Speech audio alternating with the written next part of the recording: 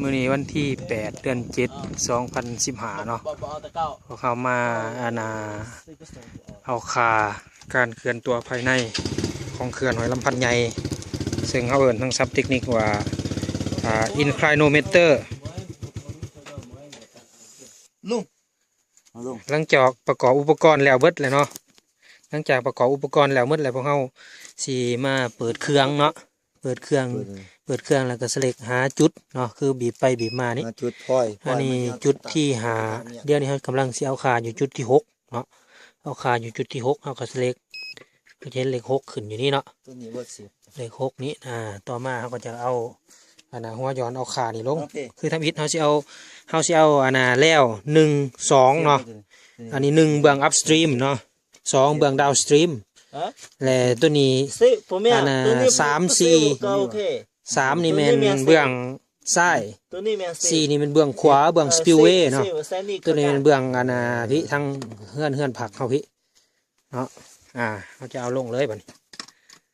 นี่แล้ว1 2ความลึกนี่แม่นปัจจุบันนี่เขาอยู่ในหลักจุดที่6เลยไม่ได้ว่าปอนซ้ายลงจับสายมั้ง5 นาทีเวลาปอนซ้ายลงเขาต้องปอนสะเนาะครับปอนไว้เลยหมากหล่ออาจจะออกจากห้องนี้เนาะแล้วจะดึงขึ้นบ่ได้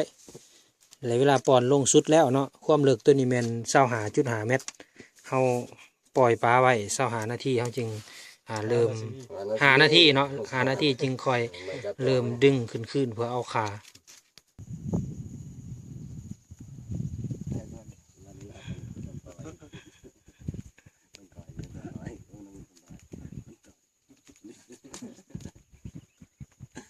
เราเอามันมีคนตัวขอปัจจุบันเขาอยู่จุดเบอร์6เนาะนี่เบอร์ของจุดอันนี้ความลึกของสายบอกอยู่นี่เนาะ26 เมตรแต่ว่ามาหอดนี่ก็ซื้อ25.5 เมตรเอาย้อนลงปลาไว้จนพี่และอุปกรณ์อ่านค่ามอดเขาจึงเริ่มกดเพื่ออ่านค่าอีก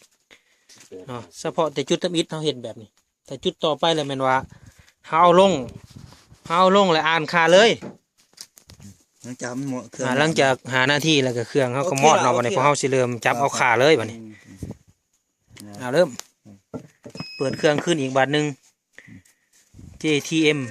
ดึงขึ้นไว้ปื้อขัวดึงขึ้นเลยดิปื้อขัว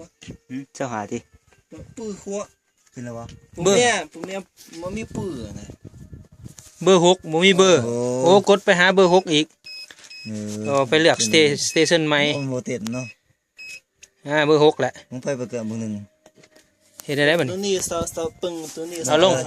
25.5แล้วบ่ปล่อยลง25.5แล้ว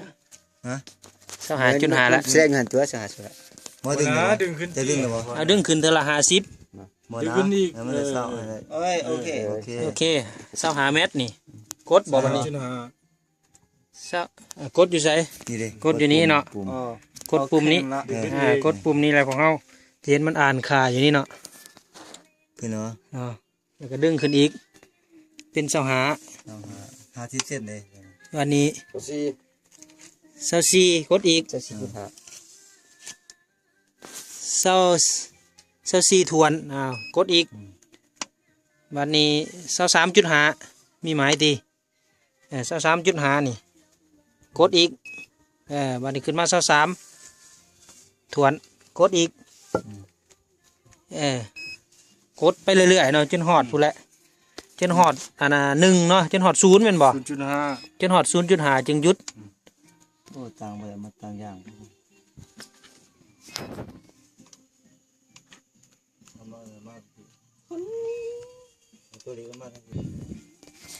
ในเวลาเฮ็ดเวียกเนาะมันมีความเสี่ยงบ่ว่าเราต้องระวังบ่ให้อันใดอันหนึ่งตกลงไปในหูนี้พอขณะอุปกรณ์ตกลงไปในหูนี้เราบ่สามารถย้อนอุปกรณ์กวดสอบนี้ลงได้ก็ถือว่าคุ้มนี่ถิ่มไปละพร้อมเดียวกันนะเขาก็กวดเบิ่งค่าของตัวเลขอยู่นี้เนาะนี่5 เมตร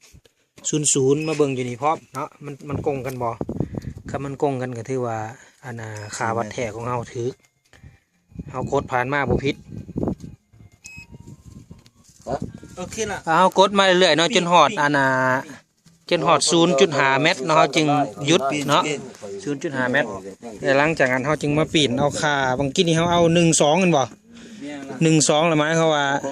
ตัวนี้เขาอ่านจากนี่เด้บัดนี้2นี่2 1หัวด่านลุมอยู่เลข2หัวด่านเทิงอยู่เลข1 เนี่ยละตัวนี้เป็นลบเลยเต็มดีแล้วบ่เป็นหยังเหมือน ในเวลาเอาลงสุดที่2นี่เนาะเราต้องเอาลงให้มันทันกับการเซตค่าของเครื่องนี่ไว้เพอเครื่องเราเซตค่าอยู่5 นาทีให้เครื่องนี่ดับเนาะคันสันเลยเวลาปอนอุปกรณ์วัดแทกลงนี้เราต้องปอนให้ลงให้มันทันกับเวลาเซตเครื่องนี่เนาะถ้าเป็นเราปอนลงช้ากว่า5 นาทีนี่เครื่องก็จะรีเซ็ตใหม่รีเซ็ตใหม่แล้วก็แสดงว่าค่าที่เฮาดึงหรือว่าเฮาวัดแทกขึ้นมาในสุดทำอิฐก็ถือว่าใส่บ่ได้แม่นบ่เผ็ด ปะทื่อเรามาฮะปะทื่อเราถือแล้ว 22.5 นี่เลยดิ ถึกแล้ว ถือแล้วปะทื่อเราละตัวนี้แม่เศร้าส่งละตัวนี้เศร้าส่งจุดหาละ กินนี่เฮามีความผิดพลาดบ่นว่าเฮากดบ่ถูกเนาะกดน้ำหลังก็เลยเฮ็ดให้ค่าที่เฮาวัดแทกไปกินนี่มีผิดพลาดคันซั่นเฮาต้องกดปุ่มนี้เพื่อรีเซ็ตค่าที่เฮาเฮ็ดผิดนี่ใหม่แล้วก็เลื่อนลูกศรมาหาโตคำว่ารีมิชัวเนาะรีมิชัวเมนต์นี้ เดี๋ยวว่า แต่ แท จึ ก ง ขึ้น วัดแทกขึ้นแต่จึง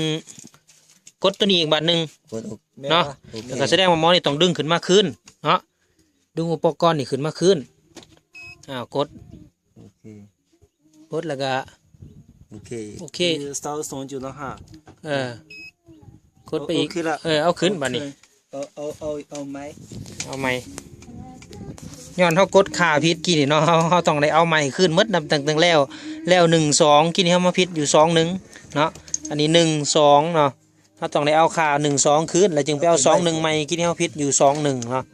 แสดงว่าเป็น0เนาะคันพิษอยู่3คันพิษอยู่3 4 4 3นี่เขาเอาตั้งแต่ 3443 3 4 4 3เอาหลังจากเอาอุปกรณ์ลงแล้วเนาะมันต้องมาเซตขาเติมอีกเซตขาฮอดไซนี่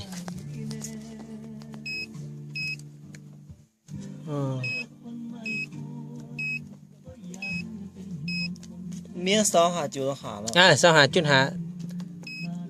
ตั้งค่าความสูงใหม่ โอเคละ ยังคอฟ เมียเศร้าหาจุดหา 22.5นี่นะมันมีปัญหาอะไรนี่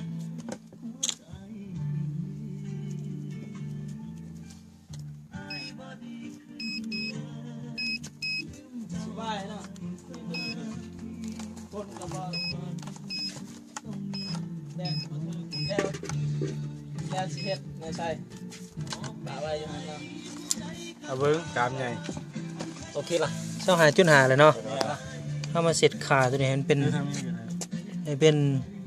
h เท่ากับ0.25 อ๋อใช่แล้ว 5 เมตร เบิ้งให้ดู อ๋อ จึงดึงขึ้นใหม่บัดนี้ที่ว่าเริ่มต้นเนาะเริ่มต้นขึ้น จะได้เศร้าหาจุดหาปะ อืม แน่เลยวะ เอาขึ้น25บัดนี้ ดีแล้ววะนี่ เดี๋ยวนี้ยังเท่าไรนี่ ยัง เศร้าหาจุด 25.5บีบก่อนบ่ ดีก่อนเนี่ย บีบก่อนบ่บีบแล้วบ่นี่ ดีครั โอบ เคละโอเคละ บีบก่อนเนาะถ้าบิด ดี เอามามีบ่ 25.5 โอเคละโอเคละเอา โอ้ ต้อง บุดเดียวเด้อสายๆอีกบัดนึงเดี๋ยวนี้24.0ตัวนี้มันต้องแม่น แม่นแล้วเขาบีบเลย หลังจากบีบต้อง23.5 ต้อง มอนี่23.0หลังจากบีบมอนี่เป็น22.5